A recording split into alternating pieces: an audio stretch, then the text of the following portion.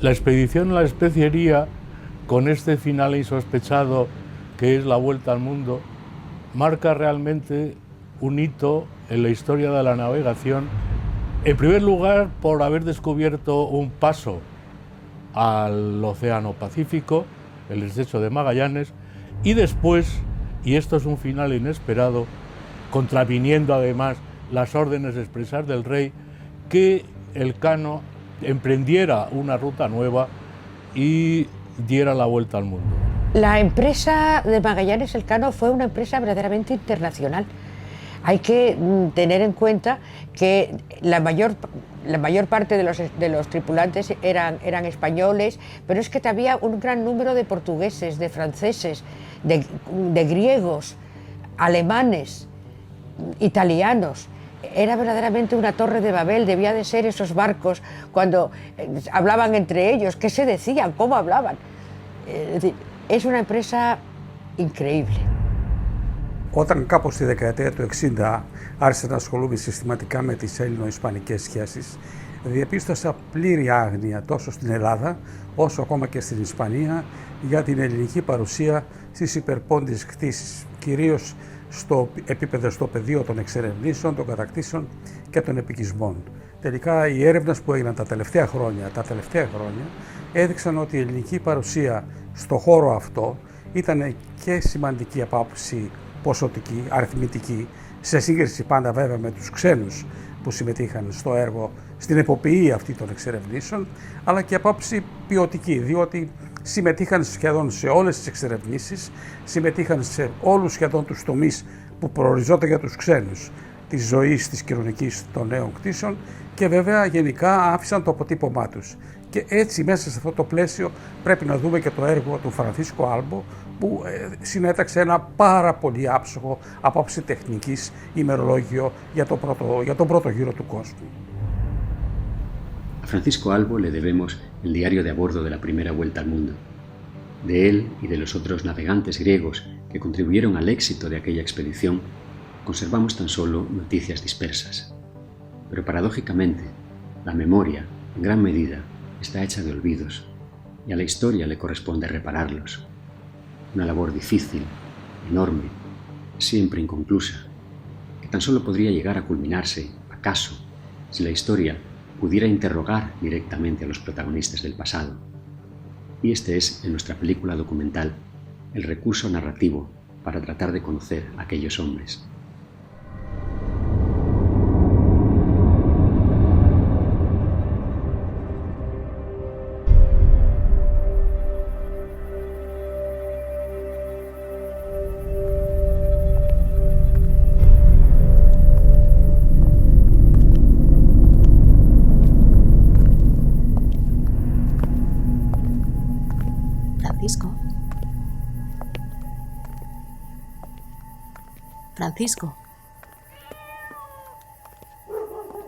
Francisco Albo.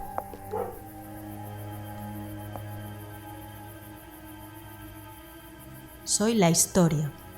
Estás aquí porque yo te he llamado. ¿Y para qué me has llamado?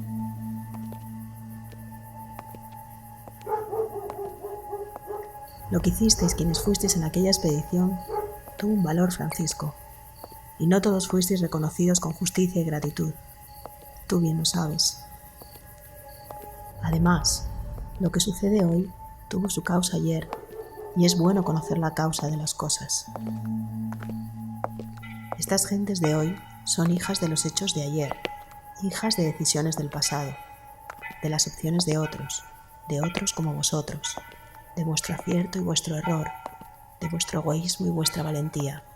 Y lo que ellas hacen hoy ya está determinando cómo serán las gentes de mañana.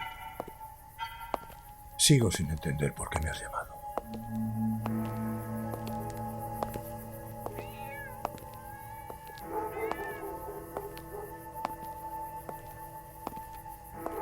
Yo hago que lo que sucedió una vez cuente para siempre. Yo soy quien edifica la conciencia y la memoria de los hombres. Haz memoria, Francisco. Vamos a recordar.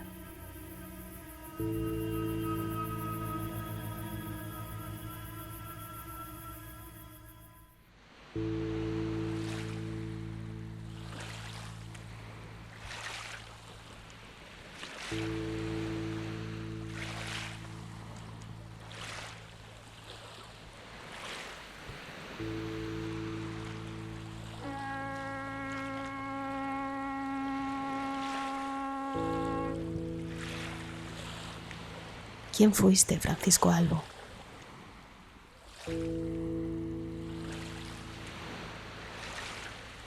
Fui un hijo de la mar. Un loco que embarcó con 250 marinos en una expedición a lo desconocido y que volvió con 20 moribundos como piloto de la única nave que sobrevivió a aquella locura.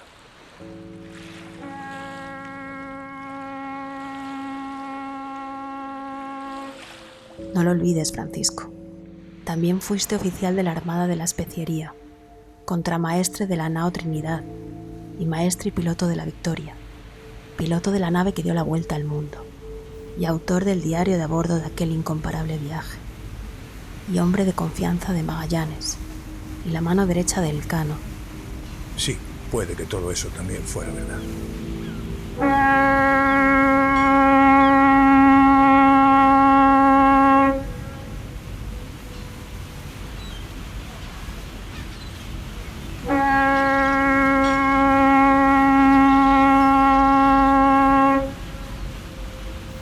Gran cosa de ser, hacer andar una nave sin concierto del viento.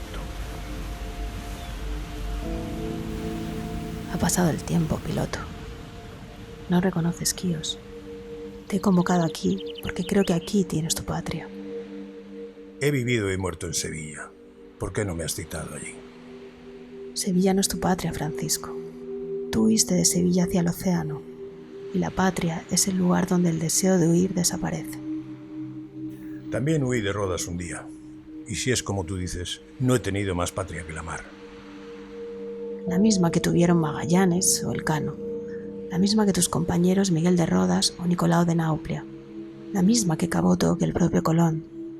Todos los que hicisteis grande la navegación de tu tiempo, fuisteis marinos con varias tierras mezcladas en la sangre.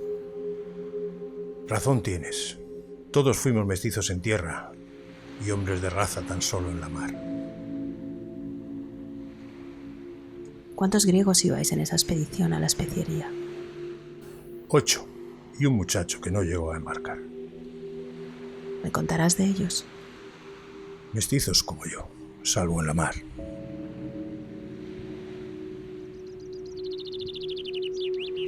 Baja a la orilla, Francisco. Camina hasta las rocas. He dejado algo para ti.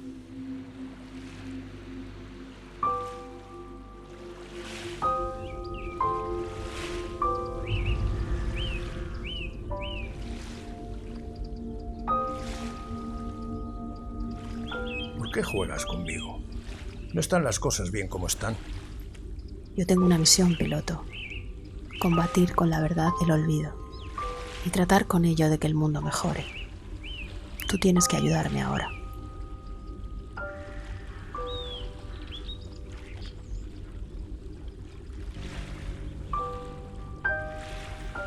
¿Qué has dejado en las rocas? Poca cosa. Unos pecios de entonces.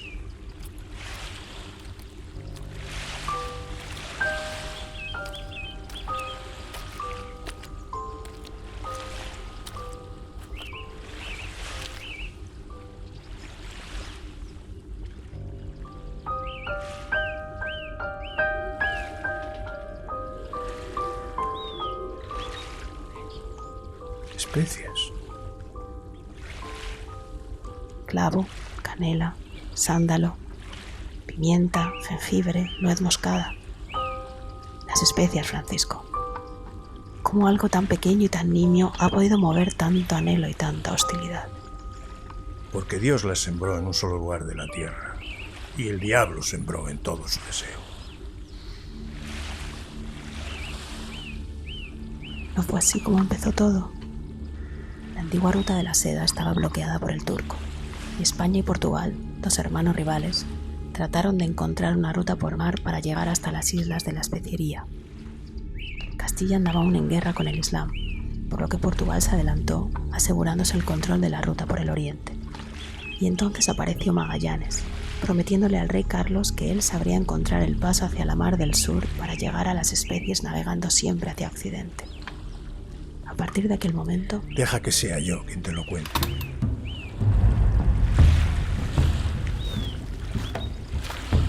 La expedición se pregonó en el puerto de Las Muelas, en Sevilla. Y como no se reclutaban marinos suficientes, enviaron a buscarlos a Huelva, a Málaga, a Cádiz. La empresa era tan loca que eran pocos los que querían embarcarse en ella. Se temía que nadie iba a volver y no faltó razón. Al final, más de la mitad fueron españoles. Magallanes se rodeó de portugueses, unos 30, y el resto fueron gente de la que lleva y trae la mar. Genoveses, bretones, normandos, y nosotros los griegos. ¿Quieres saber qué hacíamos allí? Huir del sultán y ofrecer al rey cristiano nuestro servicio en lo que mejor sabíamos hacer: navegar. Navegar. Razón tienes, Francisco. Los griegos lleváis milenios navegando. Desde que el hombre es hombre, sois un pueblo marino. Y los libros con los que se formaron los grandes navegantes de tu tiempo bebían todos de los conocimientos náuticos y astronómicos atesorados por griegos de otros tiempos, que ya habían hablado de la latitud y la longitud, de la esfera terrestre, incluso de las antípodas y el continente antártico. Salimos de aquí, del puerto de Sevilla, el 10 de agosto del año del Señor de 1519. Yo embarqué como contramaestre de la Trinidad, la nao capitana en la que iba Magallanes. Tomamos rumbo suroeste hasta llegar a las Canarias. Después corrimos la costa de Guinea hasta Cabo Verde, y de ahí nos abrimos al océano hasta pasar el Ecuador. Y hasta pasar la línea de Tordesillas. En Tordesillas se habían trazado esta línea. Esto para Castilla y esto para Portugal. Y a la conquista del mundo. Los portugueses ya iban a las especias por aquí, por sus propias aguas, ya conocidas. Nosotros, si queríamos llegar, teníamos que hacerlo por aquí, por lo desconocido. Frente al Cabo de San Agustín, cuando avistamos el Nuevo Mundo, comencé a tomar la altura del sol y a anotarla por orden de mi capitán. Cada mediodía tomaba con el cuadrante el ángulo entre el sol y la línea del horizonte. Lo cotejaba con las tablas de declinación y calculaba con las fórmulas nuestro paralelo. Con rumbo suroeste navegamos 4 meses a lo largo de la costa, hasta llegar a un golfo profundo donde decidimos invernar. Casi 5 meses estuvimos anclados aquí, rodeados de indios y con los capitanes en discordia. Se amotinaron 3 de ellos y perdimos la nao Santiago en una tempestad.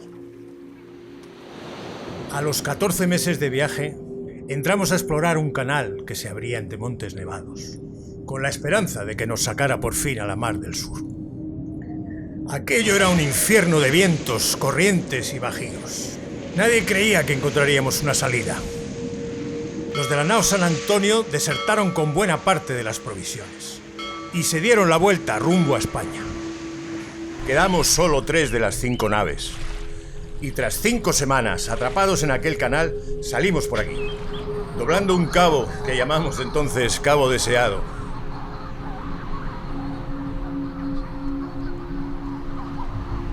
Aquí cambié de barco, porque me nombraron maestre de la nao Victoria. Y aquí nos abrimos al océano. 3 meses enteros y 20 días más navegamos por el mayor océano del mundo sin tocar tierra. Se acabaron los víveres. El bizcocho era un polvo mezclado con gusanos, pero nos lo comimos. Por no morir de hambre, comíamos serrín de la madera. Nos comimos asado el cuero del palo mayor. Nos comimos las ratas que se habían colado en la bodega. Pero aún así murieron 19. Y los demás estábamos enfermos de escorbuto, que no nos cabían las encías en la boca. 4000 leguas navegamos por esta mar interminable, que Por gracia de Dios la hallamos tan serena y propicia que la llamamos Océano Pacífico. Cuando por fin llegamos a las primeras islas de Asia, me pasaron al puesto de piloto. Hicieron maestre a otro griego, Miguel de Rodas. Aquí, en Mactán, perdimos a Magallanes y a otros 6 compañeros a manos de los indios. Y en Cebú fueron asesinados a traición 26 más. Nos echamos a la mar en busca de refugio, rodeados de islas y temiendo a todas horas que salieran a matarnos desde cualquiera de ellas. Por falta de hombres, tuvimos que quemar la nao Concepción. ¿Cuándo arribasteis a la especería? Un 8 de noviembre, 2 años y 3 meses después de haber salido de Sevilla. En la tempestad que atravesamos en el archipiélago, se nos apareció San Telmo en el Palo Mayor, y San Nicolás y Santa Catalina en el de Mesana y el Trinquete. Y por su intercesión llegamos a Tidore. Tidore, ahí fuimos bien recibidos e hicimos buenas paces. Pero no nos quedamos mucho, por medio a que llegaran los portugueses. Cargamos el clavo y las demás especias, y nos hicimos a la mar con las bodegas llenas. Pero la Trinidad hacía agua, y hubimos de volvernos a Tidore. Allí se quedó 4 meses para ser reparada. Sus hombres intentaron después tornar por el Pacífico a Castilla, y no lo consiguieron, cayendo finalmente en manos de los portugueses. Nosotros, sin aguardar las reparaciones, habíamos zarpado ya con la victoria, pero hacia poniente, por el otro lado del mundo. Miguel y yo, sabiendo que no eran aguas fáciles, propusimos continuar la ruta por el norte del Índico. Pero el Cano, que era ya el nuevo capitán, por evitar la ruta portuguesa, decidió que nos abriéramos al sur, a aguas desconocidas. Vive Dios que no sé lo que hubiera sido peor. 4 meses y medio navegamos sin hacer escala. Y esta vez con peor fortuna aún que en el Pacífico. Achicando agua, con fuertes temporales y vientos y corrientes en contra. Perdimos 21 hombres más hasta llegar al Cabo de Buena Esperanza. Buena Esperanza. Sí, que llaman también Cabo de las Tormentas. Allí, vive el cielo, nos recibieron 14 días de temporal, que acabaron partiéndonos el Palo Mayor y la verga del Trinquete. Y aún nos quedaba remontar todo el Atlántico. Y lo remontamos, viendo nuevamente de la costa. Todos los días entregábamos al mar el cuerpo de algún muerto. Llegados a la altura de Cabo Verde, decidimos que o moríamos todos o surgíamos a por agua y a por mantenimientos en tierra portuguesa. Se decidió desembarcar en una de las islas, y allí los portugueses apresaron a 13 de los nuestros. Los otros 18, y los 3 indios del Maluco que con nosotros traíamos a bordo, conseguimos llegar a Sevilla el 8 de septiembre de 1522. Festividad de Nuestra Señora de la Victoria, que fue deseo de Dios que coincidiera.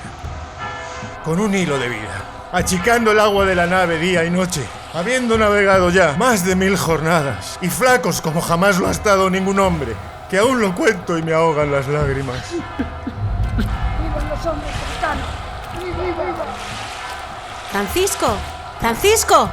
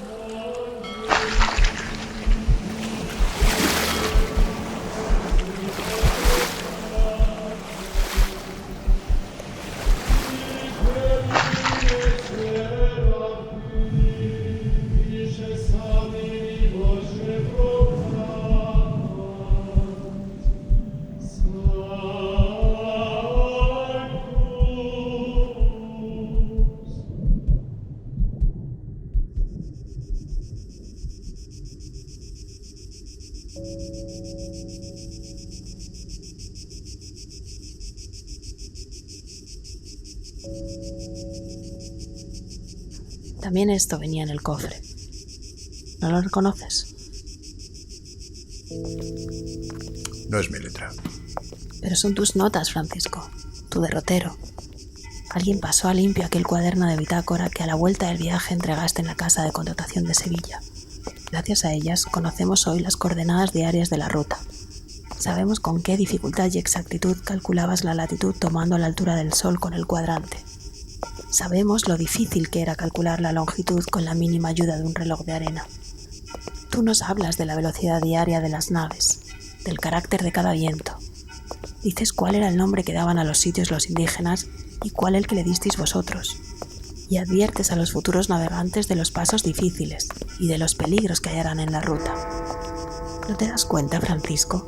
Las notas que tomaste entonces son uno de los documentos más valiosos de la historia de la navegación.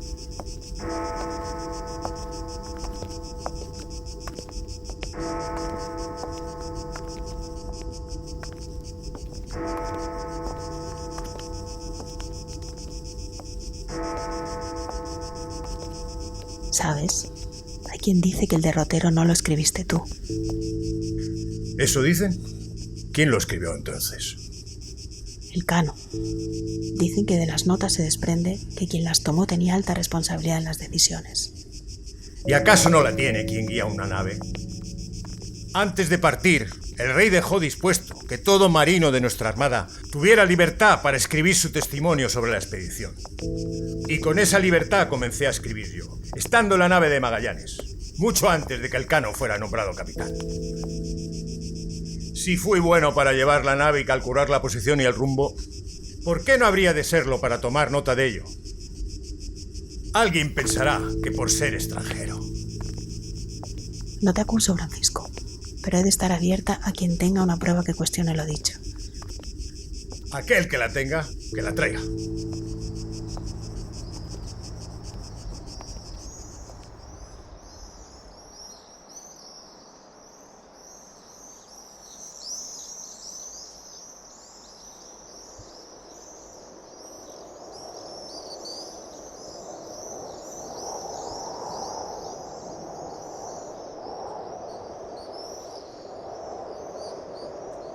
Buen viento para navegar. Ya sabes lo que dice. Ningún viento es bueno para quien no sabe hacia dónde navega. Te he dejado en Quíos y ahora te encuentro en Rodas. Hagamos las paces, piloto. Dime una cosa. ¿Qué fue de los otros? ¿De los otros griegos? Sí. Tendrás que ayudarme a recordar. Antonio de Axio, aquel muchacho de mi pueblo. Se alistó como grumete sustituyendo a un portugués. Pero tú mismo has dicho que no llegó a embarcar. No sé nada más de él.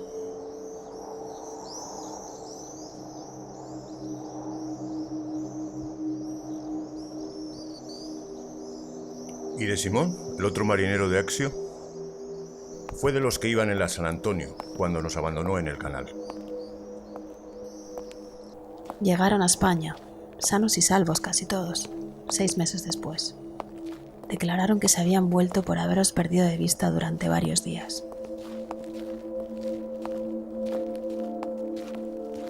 ¿Qué sabes tú de Juan de Nauplia y de Mateo de Corfú? Desertaron los dos al llegar a Borneo. Echaron a correr hacia la selva y no volvieron a embarcar.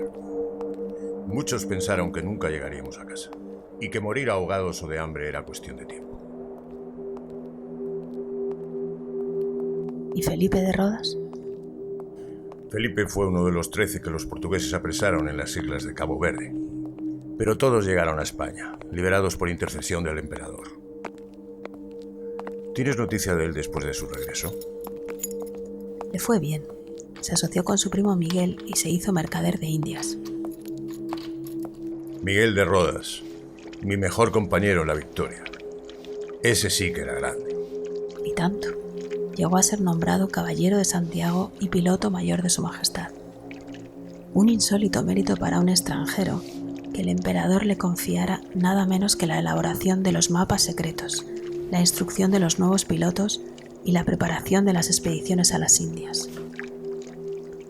Pero no tuvo suerte al final.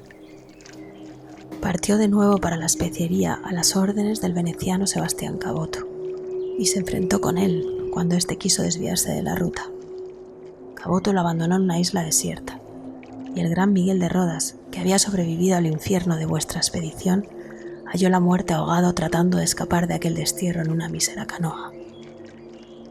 Malditas sean todas las discordias en la mar.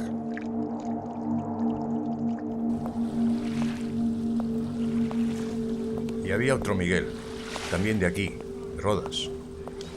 Sí, Miguel Sánchez de Rodas. De ese no tengo noticia.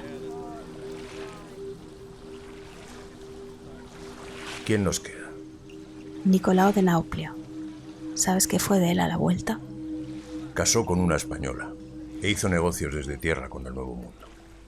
Sí, pero al final le pudo la mar. Cuando tú ya no estabas, embarcó de nuevo. Se fue como maestro y piloto a la Tierra de Fuego, en una arriesgada expedición en la que perecieron la tercera parte de los hombres. Y él sobrevivió de nuevo, y fue quien dio cuenta de los hechos al propio emperador Carlos V.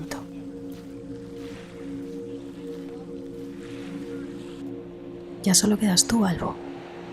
Tú fuiste el único de los griegos que no llevaba su lugar de origen en el apellido. Llevaba el apellido que mis antepasados trajeron de Italia. Mi patria, ya te he dicho, es la mezcla del agua de este mar con la tierra de sus orillas. Nací en Quíos, cuando mandaban allí los genoveses. Me casé en esta isla de Rodas con Juana de Paradisi, que Dios tenga en su gloria. Aquí nació mi único hijo, Batista.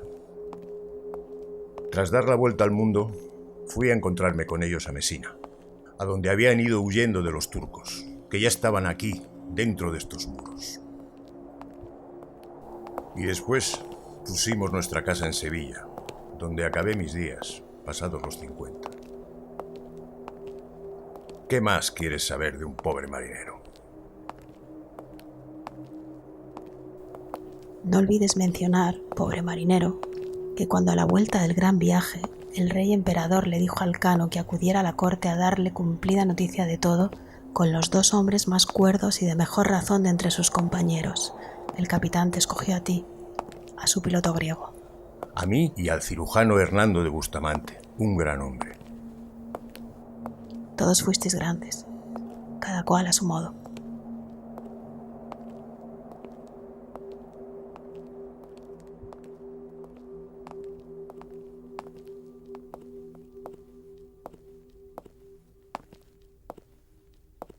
Quisiera preguntarte otra cosa, Francisco.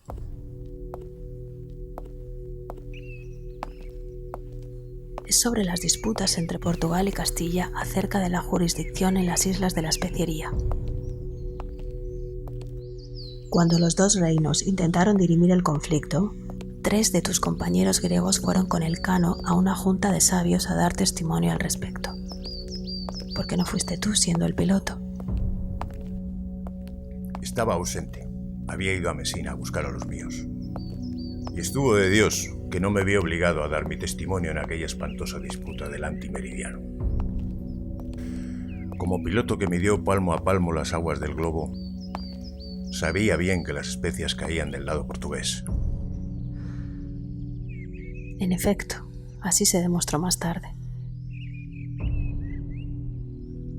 Tiene gracia. Cuando en Tordesillas se trazó la línea alejandrina, nadie pensó que la concordia que entonces se lograba por este lado del mundo traería la discordia por el otro hemisferio. ¿Qué te hace sonreír? ¿Sabes lo que les dijo un niño pícaro a aquellos sabios que en la ribera del Guadiana discutían acaloradamente para partir en 2 la redondez del mundo? No. El mocoso se alzó los faldones de la camisa y con el culo en pompa les dijo: pues echad la raya por aquí en medio. Ay, soberbia y vanidad fue querer repartirse entre 2 los derechos de conquistar el mundo. Dime tú una cosa. ¿Qué fue de la nave? ¿La Victoria? Algunos pedían que fuera conservada para la memoria, pero fue vendida. La subastaron en las gradas de la Catedral de Sevilla y se hizo con ella un genovés, que la puso al comercio con las Indias. Vive el cielo, más marinera que nosotros. Ahora, Francisco, existen 4 copias de vuestra nave, y una de ellas ha dado otra vez la vuelta al mundo. No quiero imaginármelo. Todo ha cambiado mucho, Francisco. El mundo gira y en cada vuelta nace algo nuevo, y algo viejo se va quedando atrás. 500 años han pasado desde que le disteis la vuelta a este viejo mundo, navegando hacia poniente en una cáscara de nuez. Ahora los barcos navegan sin el viento, van a su antojo, a su favor o en contra. Hay naves que son como ciudades, y otras aladas y veloces que no surcan la mar sino el azul del cielo. 5 siglos pasaron desde entonces. Y aquí siguen los hombres, presa de sus pasiones y entregados como siempre a sus afanes. Incierta aventura la de los hombres. Míralos. Desde el tiempo en que viviste tú, han ido ganando dominio sobre el mundo. Quizá demasiado para su aún escaso juicio. Míralos y comprende, Francisco. Míralos, ahora que tú los ves sin que ellos puedan verte.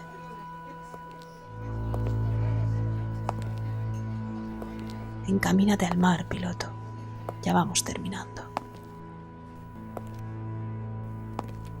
¿Recuerdas la divisa que el emperador le concedió al Cano en reconocimiento a vuestra hazaña? Primus circumdedistime. Primus circumdedistime. El primero que me diste la vuelta. Eso reza en su escudo sobre la esfera de la tierra.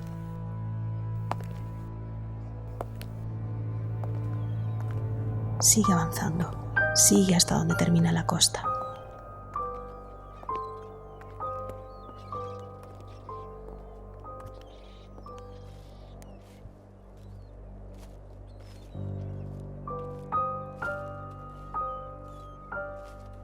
¿Ves el mundo ahí arriba? Ahí lo tienes. Hecho de pedazos, de trozos de sí mismo rotos y recompuestos, roído por el tiempo y atravesado por su eje como un corazón arponeado. Lee ahora la divisa que lo ciñe como una ráfaga de viento. Vos inter primus circumdiderum me. Eso es. Vosotros entre los primeros que me dieron la vuelta. Ahí tenéis, Francisco, el tributo a vosotros, los 8 marinos de Rodas, de Quíos, de Nauple y de Corfú, los navegantes griegos de la primera vuelta al mundo, el tributo a vosotros en vuestra propia patria.